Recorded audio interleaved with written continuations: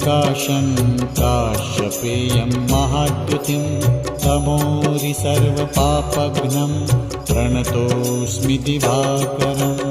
ॐ ह्रां ह्रीं ह्रौं स्वः सूर्याय नमः। ॐ ह्रां ह्रीं ह्रौं स्वः सूर्याय नमः।